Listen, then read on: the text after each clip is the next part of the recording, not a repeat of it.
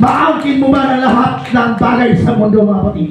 Imo bang maangkon ang mga butang na ining kalibutan na daghan kag kwarta, daghan kag sakinan, maayo kag suluoton, maayo ang imong pagkaon, way kapuslanan kung wala kay Dios sa imong kinabuhi.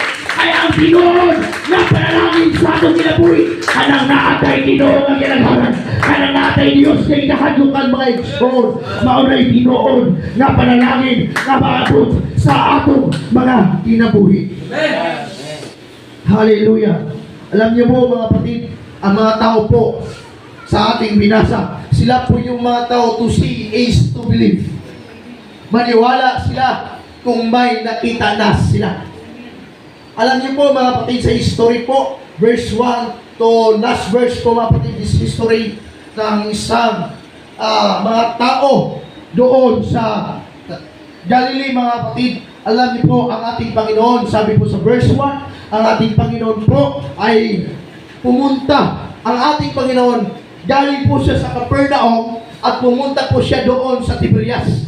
Ang Tiberias po mga kapatid, sa Bible, siya po ay Sea of Galilee. Amen? Kung sa atong panahon mga igsoon, isla, nasakop gyapon siya sa Galilea.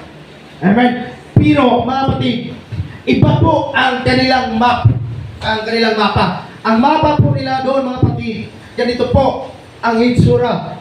Medyo bilog siya mga kapatid. Amen? Napatuyukan ang gitawag of Sea of Galilee mga kapatid. Yan po ang mapa.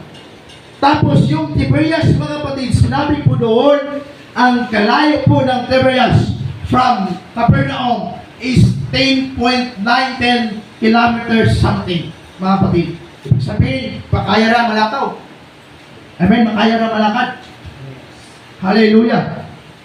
Sa paglakad niya na may igsoon, almost 2 hours or mas mahigit pa dyan mga kapatid sa unang panahon. Okay. At sabi po ng Biblia mga kapatid, ang ating Panginoon ay pumunta doon sa Tiberias. At umupo ang ating Panginoon mga kapatid doon banda sa bukid. Pag upo niya pa doon mga kapatid, may nakita ang ating Panginoon. Nakita niya, napakaraming tao mga kapatid, nagkatipon-tipon at sumasalubong sa kanya mga kapatid. Sabi ng Panginoon kay Felipe, sabi niya doon mga kapatid, Felipe, napakaraming tao. Kaya baka nato na siya pagkaulon? Kung sa Bisaya pa, so. Pero sabi ng Biblia, alam na ng Panginoon. Amen. Iya lang itistingan si Felipe. Pagsabi mga kapatid, sabi ni Felipe, naraton si Felipe mga igsoon.